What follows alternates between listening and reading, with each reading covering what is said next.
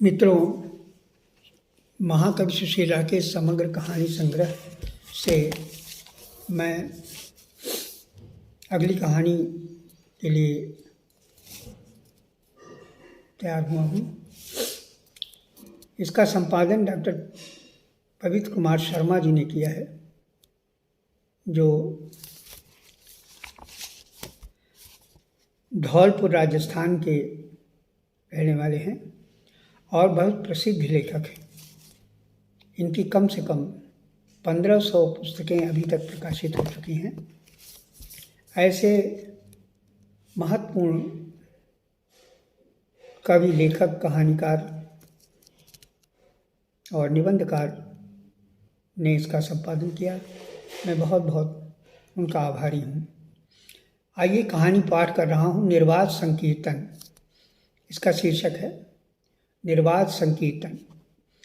35 साल बाद प्रोफेसर अपनी नानी से मिलने चिकसौली गया। चिकसौली एक बहुत छोटा मोटा गांव है। इस गांव में गलियां तो ज़्यादा नहीं हैं, पर यहाँ की मिट्टी मिट्टी में जय श्री राधे का स्वर निश्चिंत भाव से लोग उच्चारण करते उनकी आंखें चौकोर होती हैं। शाम गहरा गई थी और सूरज के जाते ही अंधेरा पसर गया था। प्रोफेसर सोचने लगा कि जल्दी ही नानी के निवास स्थान पर पहुंच चलें तो अच्छा रहेगा। नई जगह है और उस पर सुनसान गांव का रास्ता कोई बताने वाला नहीं मिला तो घर तक पहुंचना मुश्किल होगा। डॉक्टर व हरि सुखद कल्पना में डूबे अति उत्साहित थे। बात बात में डॉक्टर सूरदास की पंक्तियां दोहरा रहे थे। वो साहित्य के मर्मज्ञ थे, जानते थे कि यह धरती राधा से सरसब्ज है। यहाँ के सभी निवासी राधामय हैं। यही राधा की जन्मस्थली है। प्रोफेसर की वाणी में छटपटाहट थी और शाम को तेजी से उतरना, अंधेरे का अवरोध, वो दोनों में मगन थे। 35 साल बाद नानी कैसी होंगी, यह पहचान पाएंगी कि नहीं। नानी मामा के पास कई वर्षों से आकर रहने लगी हैं। ये सेवा निवृत्त होने पर छोटी मौसी भी यहीं आकर रहने लगी। नानी को प्रोफेसर का आना चमत्कार ही लगेगा, क्योंकि जब वो छोटा था तभी नानी के साथ उन्हीं के घर में परिवार के साथ रहता था। प्रोफेसर का बचपन नानी के घर में बीता। आज 35 साल बाद नानी से मिलने चिकसौली आया है। चौड़ी गली से तीनों लोग आगे बढ़ रहे थे। जो फुटपाथ छुटपुट छोटी छोटी यदा कदा दुकानें थीं, उनमें बैठे लोगों से पूछकर चलना ही उचित था। चौड़ी गली समाप्त होते ही कमकुड़ोली का रास्ता मिला, जो बहुत पतला था। उसमें केवल एक पंजा ही आगे बढ़ सकता था। तीनों लोग आगे पीछे होकर चल रहे थे। दो पहाड़ों के बीच का यह रास्ता, जिसे सांकरी गली कहते हैं, ये दोनों पहाड़ दो रंग के थे। एक सफ़ेद गोरा तथा दूसरे की शिलाएं काली दिख रही थीं। कहते हैं कि सांकरी गली से एक एक गोपी गुजरती थी तो कृष्ण सबके माखन दही का दान देते थे। राधा का पहाड़ गोरा तथा कृष्ण का पहाड़ काला है। आवत ही माई सांकरी खोरी। बहुत उबड़ खाबड़ गली थी, जिसमें तीनों को संभल संभल कर आगे कदम रखना पड़ रहा था। जंगली का इलाका और उस पर आदमी नादमजात बहुत डरे हुए आगे बढ़ रहे थे। अचानक प्रोफेसर चिल्लाए, अरे डॉक्टर साहब, रुक जाइए, आगे तो बहुत बड़ा जलाशय है, सब लोग गिरे तो डूब जाएंगे। तीनों लोगों को जलाशय दिखाई पड़ा। उस जलाशय में चांद की चांदनी का भव्य दृश्य बहुत सुंदर। तीनों लोग डर से लौट पड़े। किधर से जाएं कुछ सूझ नहीं रहा था। एक जगह स्थिर होकर विचार करने लगे कि अब क्या किया जाए। कोई भी आदमी नहीं नजर आ रहा। थोड़ी देर में देखते क्या है कि उसी पहाड़ी से 3 बालक, जो लगभग 14-15 साल के रहे होंगे, धड़ धड़ उतरते चले आ रहे थे। हम लोग के पास आते ही पूछने लगे, कहाँ जाना है आप लोगों को? पता बताया तो कहने लगे, चलिए हम लोग आप सबको पहुंचा देते हैं। तीनों बालक सामान लेकर उसी तरफ चल पड़े जिधर से डर कर तीनों लौटे थे। यह तो आगे जलाशय है, प्रोफेसर ने कहा। डरिए नहीं, हम सब के पीछे तीनों लोग चले आइए। ये जलाशय नहीं, राधा रानी का रास मंडल है। सांकरी गली में मोहे गिरधर मिलया। प्रोफेसर, डॉक्टर व हरि को लगा कि साक्षात कृष्ण पे बाल सखाओं के साथ हम लोगों को पते पर पहुंचा देंगे। उनके पदचिन्हों का अनुसरण करते नानी के यहाँ पहुँच गए। बहुत कठिन उतार चढ़ाव को पार किया। उन बालकों ने ही बताया कि यही चिकसौली का छोटा सा गांव है जहां महाराज जी का निवास है। यहाँ के लोग मामा जी को महाराज जी कहते हैं। 1-2 मंजिले मकान के सामने पहुंचते ही उन 3 बालकों ने बताया कि यहाँ नानी जी रहती हैं और अंदर जाकर वापस आए और बताया कि नानी जी के साथ महाराज जी भी बैठे भोजन कर रहे हैं। वहाँ गांव के लोग सब अपने अपने घरों में डूबे हुए थे। ये बहुत सुनसान एरिया है। तीनों बालक की स्पष्टवादिता और साहसिकता देखकर लग रहा था तीनों व्यक्ति बेवजह कंकड़ पत्थरों से टकराते हुए डर रहे थे। गांव के सिरे पर व्यवस्थित 2 मंजिला घर यहाँ के लोगों के लिए आकर्षण का केंद्र था। चारों ओर से सुरक्षित तथा खूबसूरत है। बरामदे के साथ एक लंबा सा सहन, लोगों के बैठने उठने का साफ सुथरा स्थान, जहाँ 1-2 वृक्ष अपनी सघन छाया को से सबको आनंद देते थे। तीनों बाहर ही खड़े हो गए। अंदर से बुलावा आने पर प्रोफेसर के साथ सभी दरवाजे के अंदर गए। सामने छोटे से हालनुमा सहन में मामा तख्त पर विराजमान थे। वो खाना खा चुके थे। उनके शिष्यों के द्वारा खाने के बर्तन हटाए जा रहे थे। पास ही पश्चिम की ओर एक चारपाई पर नानी अधलेटी हुई मसलन के सहारे बैठी हुई थी। नानी सफ़ेद धोती में अपने सर को आंचल से ढके हुए एक हाथ माला जाप में व्यस्त थी। सादर अभिवादन के बाद नानी एकटक सबको देखती रहीं। उन्हें आश्चर्य लग रहा था कि सुशांत यहाँ आ गया। श्रद्धा व विश्वास की पराकाष्ठा के साथ नानी का दिल उछलकर जैसे हाथ में आ गया। उन्होंने प्रोफेसर को गले से लगा लिया और फूट फूट कर रोने लगीं और बुदबुदाते हुए स्नेह भरी बातों से सराबोर कर दिया। सुशांत, अमरूद चोरी की बात को तुमने इतनी गंभीरता से लेकर मुझसे नाराज़ हो गए। आज तक आए नहीं, कितना लंबा समय बीत गया। अब तो मुझे माफ़ कर दो। मुझे बाद में पता चल गया था कि तुमने अमरूद की चोरी नहीं की।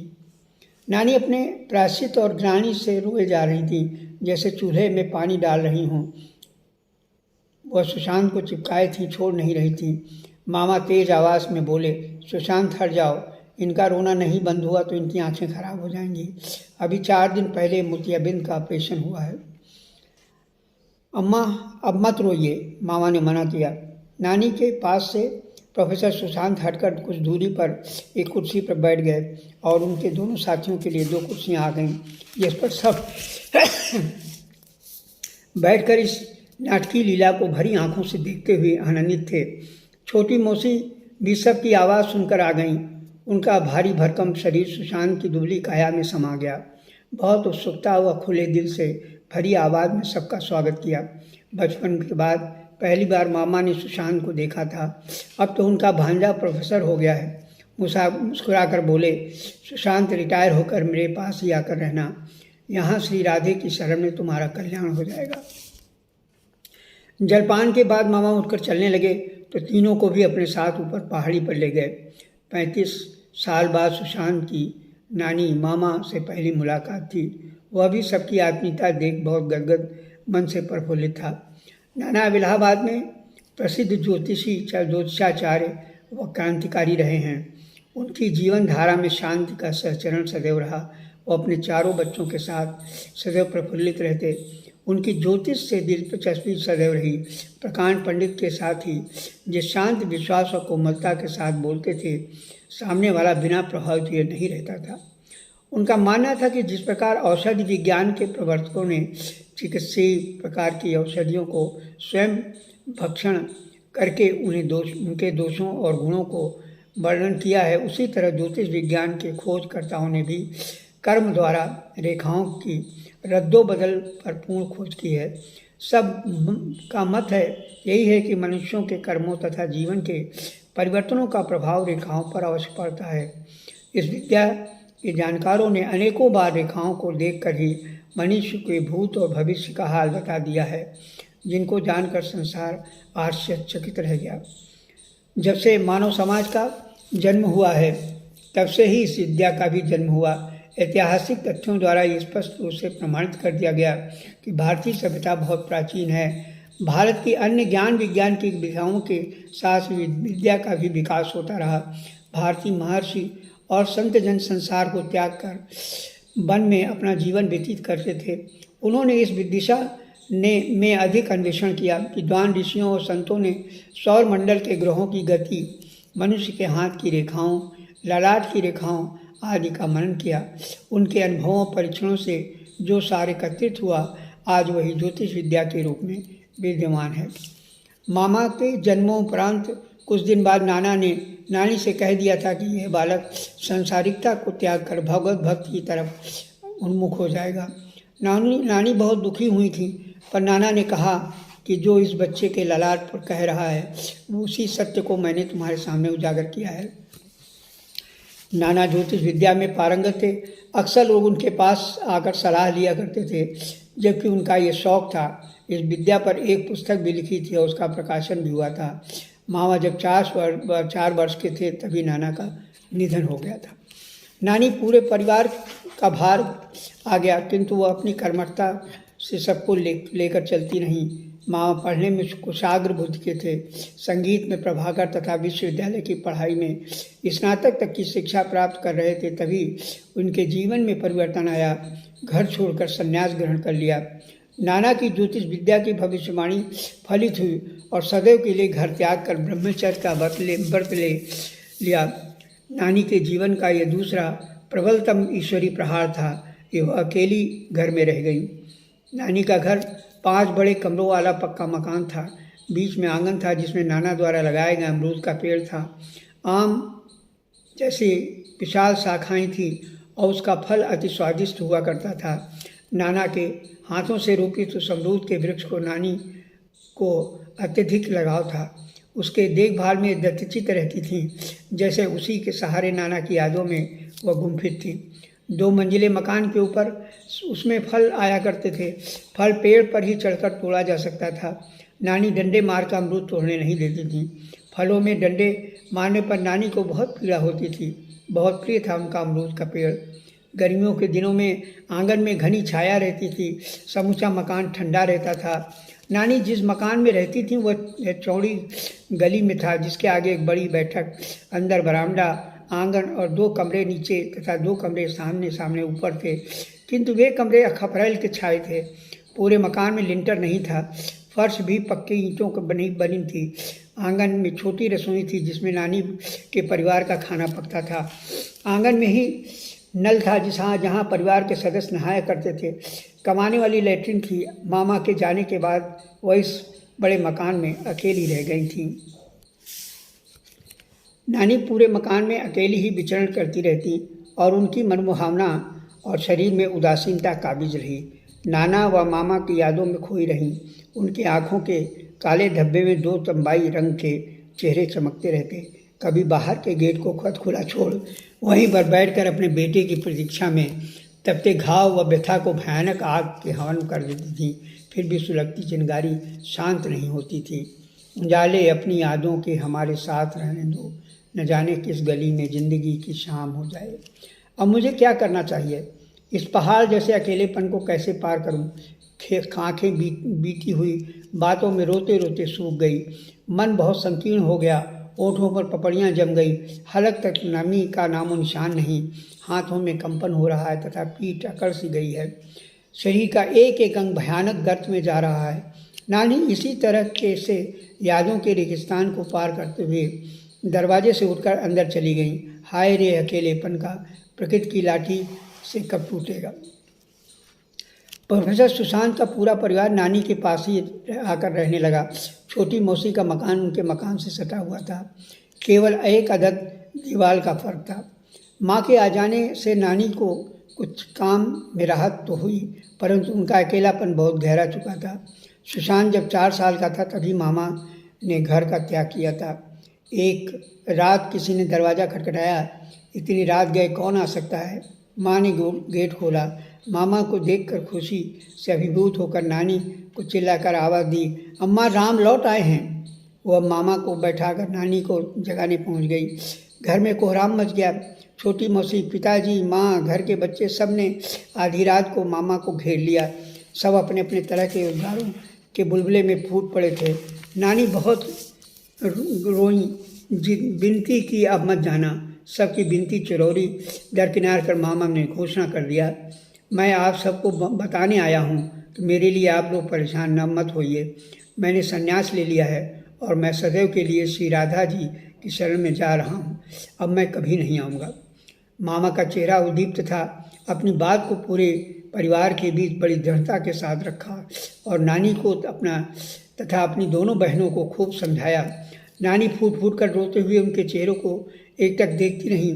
माँ व छोटी मौसी में समुद्र से उफान तेज हिलोरे मार रहा था। विधि के विधान के आगे किसी की कुछ नहीं चली। मामा 10 दिन तक घर में रहे। कुछ दिनों तक उनका सत्संग भी चला, परंतु एक दिन मन उचट गया और नानी को समझा बुझा कर सदैव के लिए श्री राधा शरण में चले गए। फिर नहीं लौटे आज तक। मामा में युवा शक्ति का प्रबल प्रवाह जाहिर होने लगा था। नानी, माँ और छोटी मौसी में माँ के विवाह की जागृति पैदा हुई। वह तीनों सोचने लगे कि राम के विवाह की बात की जाए। ये उनके अंदर घर कर गई। परिवार लालन पालन की भावना उत्पन्न हो जाएगी। नानी को बहुत अच्छा प्रस्ताव समझ में आया। उनका दिल धड़कने लगा। घर परिवार की चारदीवारी में बांध दिया जाएगा तो यह लड़का नहीं भाग पाएगा। 2-3 स्थानों से शादी के प्रस्ताव आए।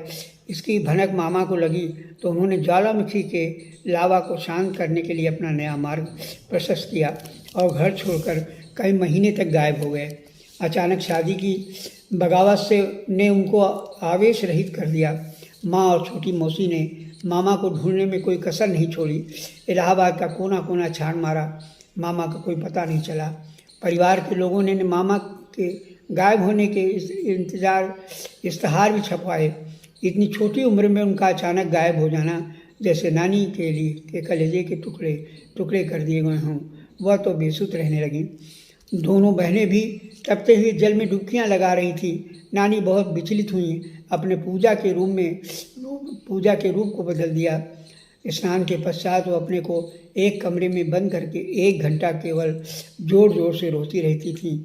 ये उनका नित्य का नियम हो गया था। सुशांत अपने बचपन की नादानी में जब नानी से पूछता, नानी आप कमरा बंद करके क्या करती हैं? पूजा करती हूँ, नानी बोलती। फिर रोती क्यों हैं? मैं इसी तरह पूजा करती हूँ। भगवान के सामने मेरा रोना ही सबसे बड़ी पूजा है, नानी ने कहा। सुशांत को नहीं समझ में आया कि नानी की यह कैसी पूजा है।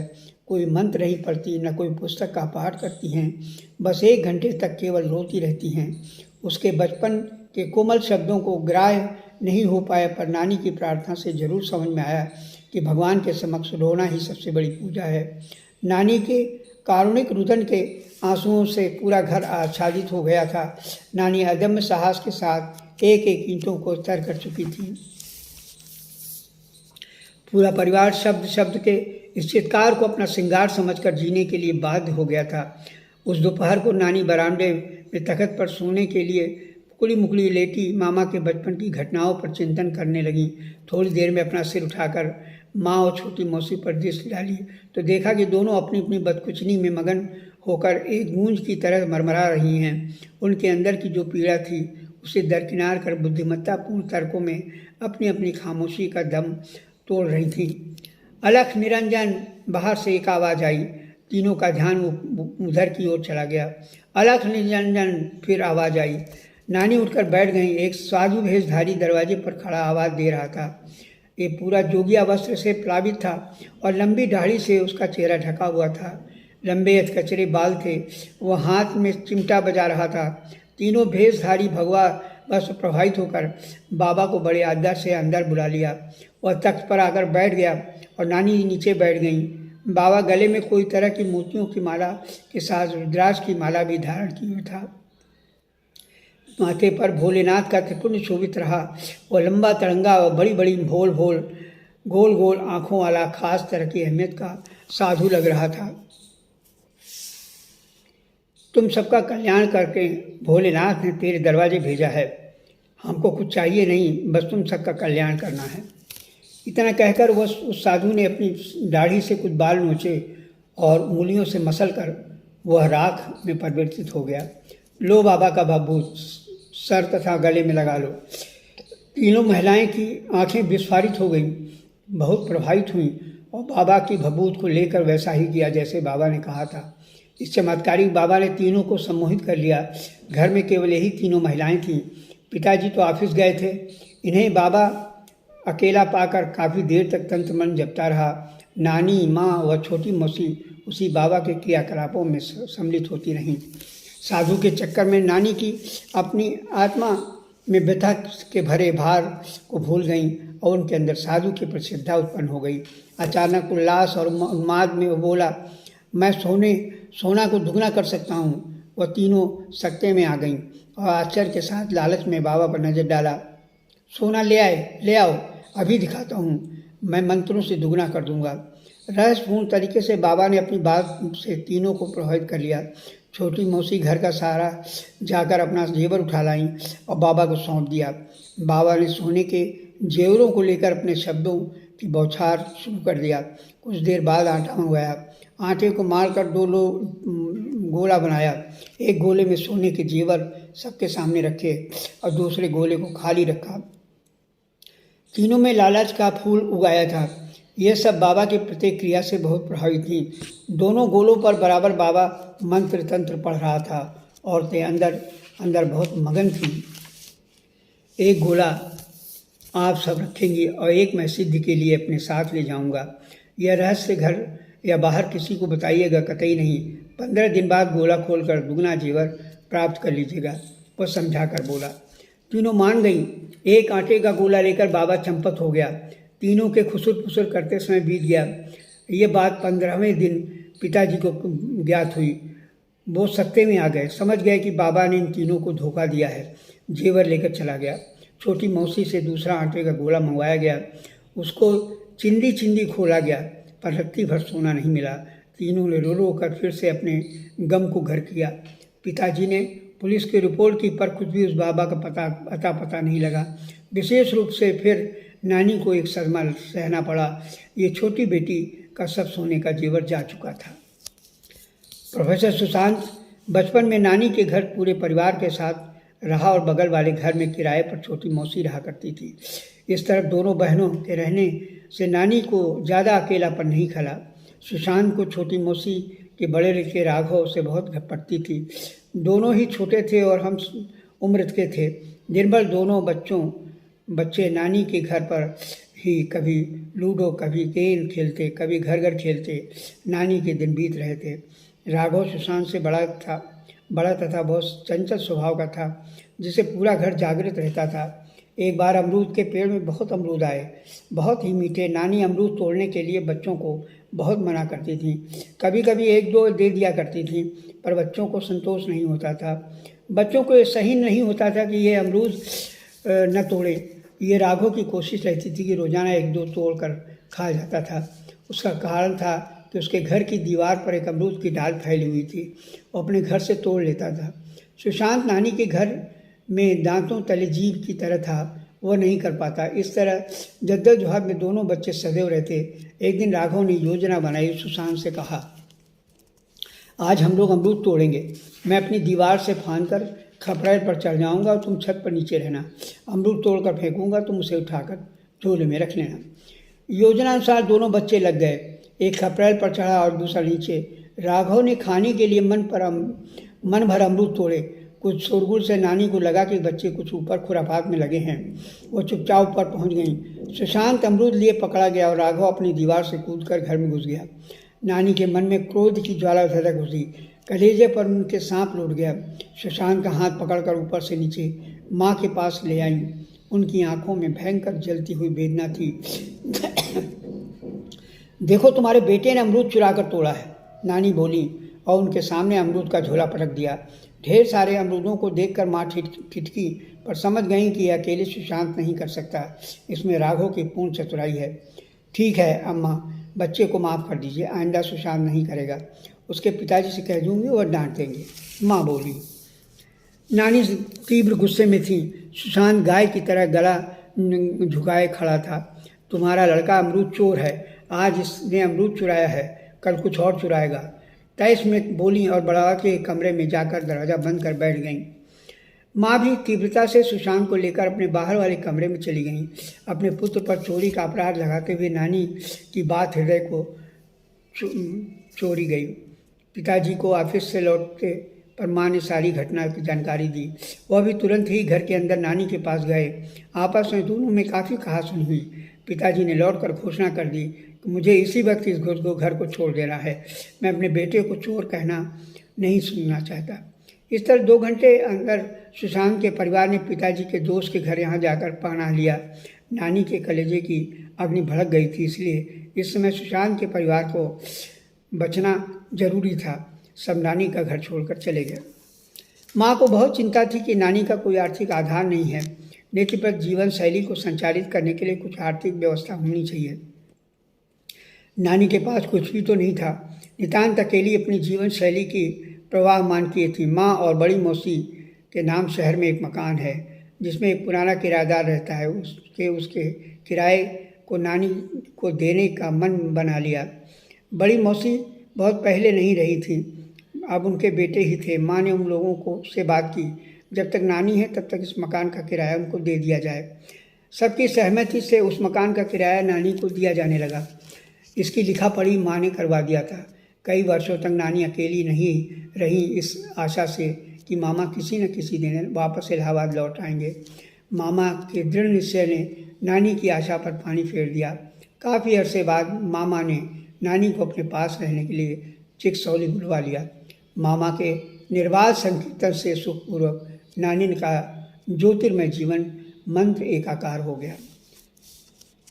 चिकसौली से प्रोफेसर सुशील की वापसी जाने के दूसरे दिन तैयारी हो चुकी थी। इस वक्त नानी से फिर मिलकर जाना था। लंबे अंतराल के बाद नानी के प्रति अपनी प्रणय भावनाओं को दबाए शायद ये सुशांत का अंतिम मिलन रहा। यह हकीकत का दूसरा बिछोह। वह परिवार के साथ बहुत प्यार करता था। मिलने गया। मझोले कदकाठी, बहुत गंभीर तेजस्वी आँखें और मोनोनसाक्षी मुस्कान से भरा चेहरा। ऐसी थी बुजुर्ग नानी, सीधे सीधे लिबास में अधपके केसों के साथ बहुत खूबसूरत थी। सुशांत के सामने पहुंचते ही ध्यानपूर्वक दृष्टि डालकर कहा, 2-4 दिन और मेरे पास रुकते। सुशांत ने मुस्कुराते हुए उनके पैर छुए और बोला, नहीं नानी, कल कॉलेज पहुंचना जरूरी है। ओह, तो कोई बात नहीं, फिर छुट्टी लेकर आना और 1 सप्ताह तक रुकना। तुमसे बहुत बात करनी है। नानी ने कहा, जी आऊँगा। नानी से मिलने का लंबा फासला सुशांत ने पाट दिया। नानी का शक्तिहीन प्यार उस पर फिर उमड़ पड़ा आया और उनके काले चश्मे में 2 आंसू फिर ढुलक गए।